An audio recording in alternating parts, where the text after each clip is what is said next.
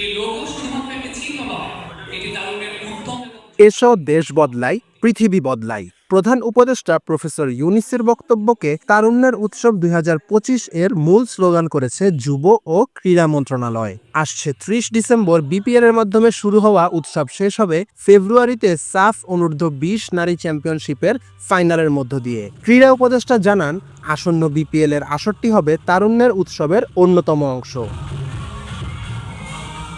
Bangladesh premier লিগের একাদশ আসরের পর্দা উঠতে যাচ্ছে আগামী ৩০ ডিসেম্বর। রোববার মাস্কট উন্মোচনের পাশাপাশি প্রদর্শিত হয় জুলাই আগস্ট বিপ্লবে শহীদদের সম্মানে নির্মিত প্রামাণ্যচিত্র জুলাই অনির্বাণও। যুব ও ক্রীড়া উপদেষ্টা আসিফ মাহমুদ সজীব ভূঁইয়া বলেন, রাষ্ট্র সরকারের একটি অংশ তারুণ্যের এই উৎসব। আপনারা ইতিমধ্যে জেনেছেন তারুণ্যের উৎসব সারা দেশে অনুষ্ঠিত হতে যাচ্ছে খেলাধুলা সহ নানা রকম অ্যাক্টিভিটিসের মাধ্যমে।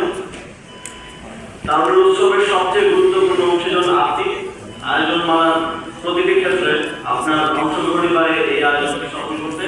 টুর্নামেন্টকে বৈশ্বিক পরিমণ্ডলে ছড়িয়ে দিতে আয়োজন ও ব্যবস্থাপনায় নতুনত্ব আনার কথা আগেই বলেছিলেন বিসিবি সভাপতি ফারুক আহমেদ। এদিন সেই কথার পুনরাবৃত্তি হলো তার কণ্ঠে। বিপিএল নতুন টিম গ্রাফিতি, বিপিএল টি-20 11 মাসের নতুন টিম গ্রাফিতি সংযুক্ত করা হয়েছে।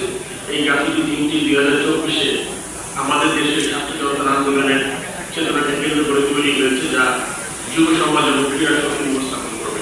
সাকিব আল হাসানকে বিপিএল এ খেলানোর পাশাপাশি ওয়েস্ট ইন্ডিজ সফরে রাখা হবে কিনা এমন প্রশ্নে নিজের ইতিবাচক মনোভাব জানান বিসিবি প্রধান। আমরা তো এখনো আমাদের লিস্টে আছে, আমরা আশা করি সে যেভাবে চাচ্ছে বা এটা কিছু যদি সমাধান হয় তাহলে ডেফিনেটলি স্টিল আমি মনে করি সাকিব এখনো ক্ষমতা রাখতে খেলার জন্য। বিপিএল এর জন্য ক্ষতিকর লোকদের ভবিষ্যতে না রাখার সিদ্ধান্তের পাশাপাশি নারী বিপিএল আয়োজনের আশাও ব্যক্ত করেন ফারুক আহমেদ। জানেন যে এই বোর্ড অত্যন্ত